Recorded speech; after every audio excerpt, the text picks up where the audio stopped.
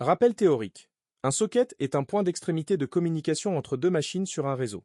En Python, le module socket permet d'établir des connexions TCP ou UDP vers une adresse IP et un port donné.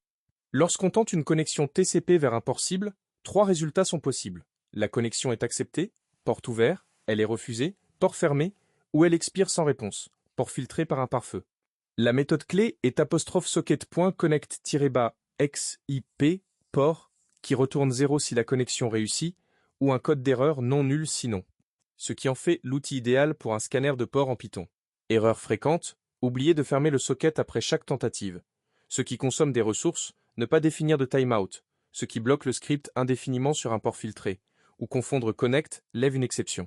Et 'connect-x retourne un code. Il est aussi courant de scanner sans préciser l'adresse de la cible ou d'utiliser localhost sans vérifier que les services attendus y tournent réellement. Mini-exemple. Python, import socket. S égale socket.socket. S.setTimeout1. Résultat égal s.connect-x127.0.0.1 80. Résultat égal 0. Print porte 80 ouvert. Else. Print porte 80 fermé ou filtré. S.close. Ce rappel fait directement suite à l'introduction au socket vu dans le cours précédent. Vous allez maintenant l'appliquer à une plage de port réelle. Énoncé de l'atelier. Dans cet atelier, vous allez construire un scanner de port minimal en Python, ciblant les ports 20 à 25 d'une machine locale, 127.0.0.1 ou une autre IP de votre réseau local. Cette plage couvre des services réseau fondamentaux, FTP Data 20, FTP Control 21, SSH 22, Telnet 23, SMTP 25. Scanner ces ports est une opération de base en reconnaissance réseau lors d'un pentest, et maîtriser sa propre implémentation vous permet de comprendre ce que font des outils comme Nmap sous le capot. Étape 1.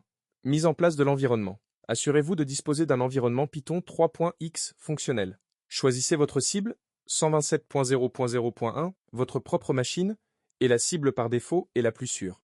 Si vous avez accès à une VM sur le même réseau local, Kali, Ubuntu Server, Metasploitable, vous pouvez l'utiliser à la place. Assurez-vous d'être autorisé à scanner cette machine. Créez un fichier 'scanner-port.py'. Étape 2. Écriture du scanner. Votre script doit définir la cible, adresse IP et la plage de port 20 à 25 inclus comme variable configurable en haut du script.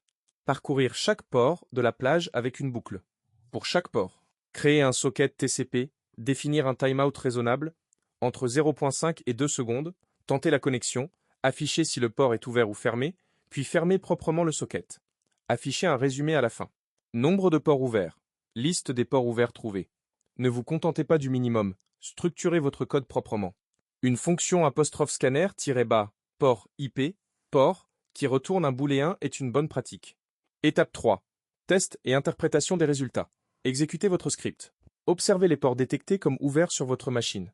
Pour rendre le test plus intéressant, vous pouvez démarrer un serveur SSH local ou tout autre service sur un des ports 2025. Et vérifiez que votre scanner le détecte bien. Notez dans un commentaire ou dans une section dédiée de votre script quels services correspondent aux ports ouverts détectés. Étape 4. Amélioration. Intégration d'un dictionnaire port-service. Reprenez la structure de données vue dans les ateliers précédents. Dictionnaire port-service. Enrichissez l'affichage de votre scanner pour qu'il indique, en plus de l'état du port, le nom du service associé. Exemple attendu en sortie. Port 21, FTP, ouvert. Port 22, SSH, ouvert. Port 23, Telnet, fermé. Étape 5, livraison. Votre livrable est un fichier Python unique, commenté, fonctionnel et exécutable en ligne de commande. Ajoutez en en-tête du fichier, en commentaire, votre nom, la date, la cible utilisée pour les tests et une brève description du fonctionnement du script. Déposez votre fichier avant l'expiration du délai imparti.